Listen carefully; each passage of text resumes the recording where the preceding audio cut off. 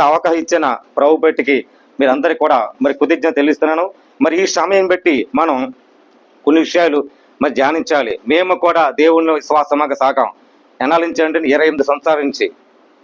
మాది భీమవరంలోను మాది పల్లెటూరు వేండ్ర గ్రామం. మా తాతయ్య గారు సేవకురు, మా మావయ్య గారు పాస్టరు, అలాగే మా మేనగాళ్ళు, మా బావగారు, మేమందరూ సేవలో బతికిన వాళ్ళే. అన్యుల కుటుంబంలో పుట్టి పెరిగి దేవుడి విశ్వాసం తెలియక అప్పట్లో నేను కూడా కొన్నాళ్ళ అంజి సహవాసం నడిచి దేవుడు అంటే తెలీదు. ఇసాకు పుట్టువని, సిరాకు పుట్టువని, చాలా మంది తిట్టువని, ఎన్నో రకాలుగా హింసలు పెట్టవని. అలాంటి దేవుడు ఈ రోజుల్లో మరి నన్ను మార్చి మరి దేవుడు తీసుకొచ్చాడు. మా తాతయ్య కూడా మరి ఆయన 102 సంవత్సరాలు బతికాడు. మా దేవుడికి స్తోత్రం. 102 సంవత్సరాలు ఈరోజు ఏమైనా బతుకుతారా? మా అమ్మమ్మ కూడా 95 సంవత్సరాలు బతికింది. మొన్నే ఈ మధ్యన నిద్రించింది. ఇద్దరు కూడా నిద్రించారు. మరి ఎంతో వాళ్ళ దగ్గర నడిచి అభిషేక పొంది అనేక సేవకులు, అనేక మరి నేను దైవజనతో సహవాసం ప్రేమగా ఉండి ఒకరితో ఒకరు ప్రేమగా నడుచుకోవాలి. మన క్రైస్తవులు, దేవుని నమ్ముకునే వాళ్ళు, విశ్వాసములు ప్రేమ కలిగి ఆయన చిత్తం నెరవేర్చే వరకు సహవాసం నడవాలి. అదే దేవునికి ఇష్టలుగా క్రైస్తవులు ప్రేమించేది. దేవుడు అందరూ ప్రేమిస్తారు. మన సత్యం చెప్పాలి, సత్యం గూర్చి నడిపించాలి. సత్యాన్ని నడిపించే వ్యక్తిత్వంగా దేవుని క్రియ, దేవుని మాటలు నేర్పించి ఆయన సంతోషి పెట్టినట్లుగా దేవుడి ప్రతి మాట లెక్క చెప్పాలి. అలా ఉంటేనే దేవుని క్రైస్తవులు, దేవుని విశ్వాసములుగా నడుచుకుంటాం. కొన్ని విషయాలు చాలా చెప్పాలి, మరి సమయం లేదు. సమయం లేక మునిపే కొన్ని విషయాలు మీకు బోధించి సత్యాన్ని తెలుసుకోండి. చక్కని మాటలు వినండి.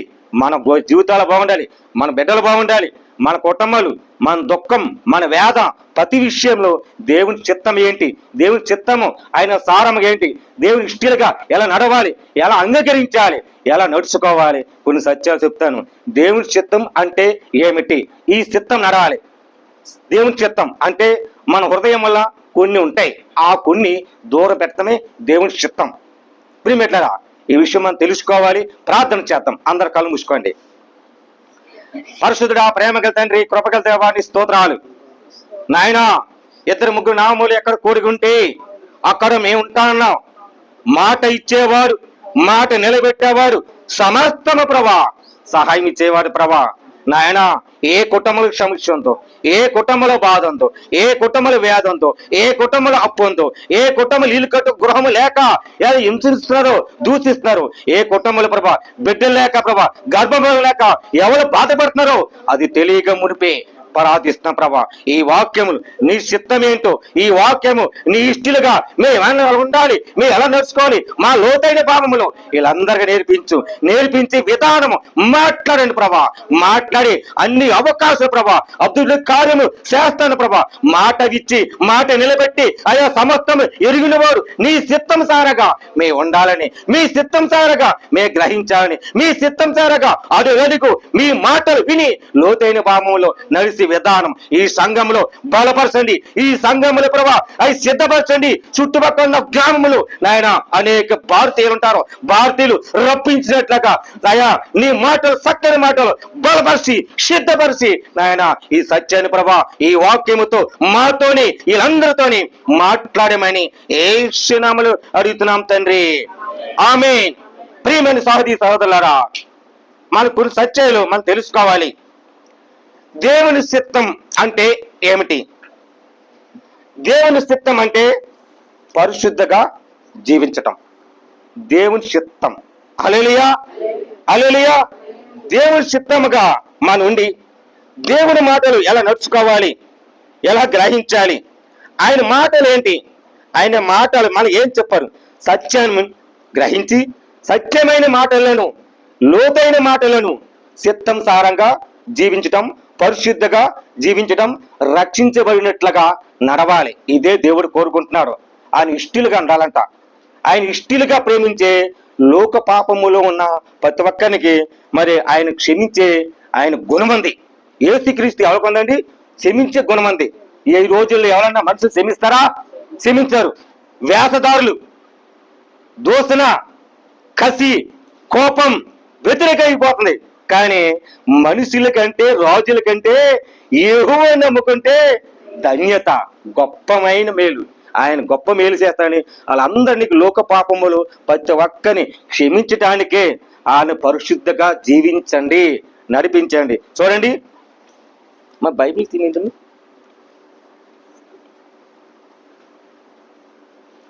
మొదటి దినసీలకు వెళ్తాం చూడండి. 4:3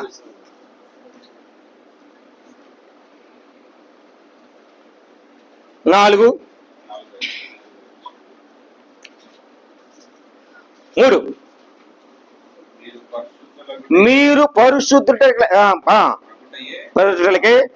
అనగా మీరు జాగ్రత్తగా దూరముగా ఉండటమే దేవుని చిత్తం. ఇప్పుడు ప్రభు అంటే మీరు పరిశుద్ధులుగా ఉండటమే అనగా మీరు జాగ్రత్తం అంటే మీకు తెలుసా? పాపం. జాగ్రత్తం అంటే ఏంటండి?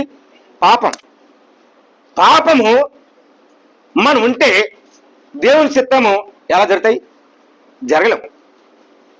పాపము మనలో ఉంది, వ్యాధులు మనలో ఉంది. దేవుడికి కనిపెట్టలేకపోతున్నాం, దేవుడి మాట వినలేకపోతున్నాం.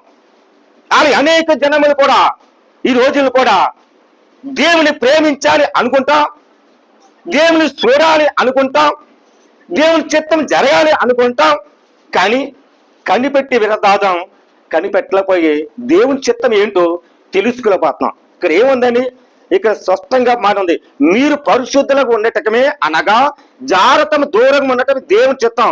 మీలో ప్రతివాడును దేవుని ఎరగని అన్యజనుల వలె కామభిషరా గాక పరిశుద్ధుల యందు ఘనతల యందు తన ఘనతలకు ఎట్లా కాపాడుకునో అది ఎరుగున ఉండటమే దేవుని చిత్తం. మనం కాపాడుకోవాలంట. ఎలాగండి? పరిశుద్ధులుగా ఘనతలకు ఎట్లా కాపాడుకోవాలి? ఎట్లా కాపాడుకోవాలి?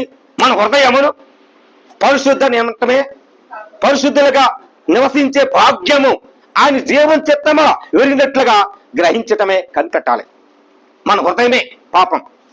ఈ హృదయం పాపము మన పరిశుద్ధులుగా ఉంటే దేవునికి చిత్తము ఎరిగినట్లుగా ఆయన మరి లెక్కలేని అంటే ఊహించలేని గొప్ప సంగతులు. ఒక సహోదరి పరిశుద్ధురాలు, విశ్వాసరాలు, రోజుని ప్రార్థన చేసుకునేది.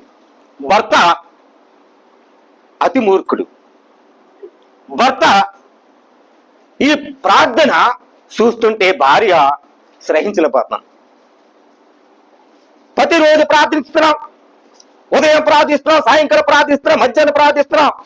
ఏది నీ దేవుడు ఏమి చేశాడు, నీ దేవుడు ఏమి కనిపెట్టాడు, నీ దేవుడు ఏమి ఇచ్చాడు అని హింసించి మా వస్తే అప్పుడు భార్య అందా నా దేవుడు శక్తిమంతుడు, నా దేవుడు సర్వశక్తి గల దేవుడు, ఆయన మాట ఇచ్చాడంటే నిలబడతాడు. దేవుడికి స్తోత్రం.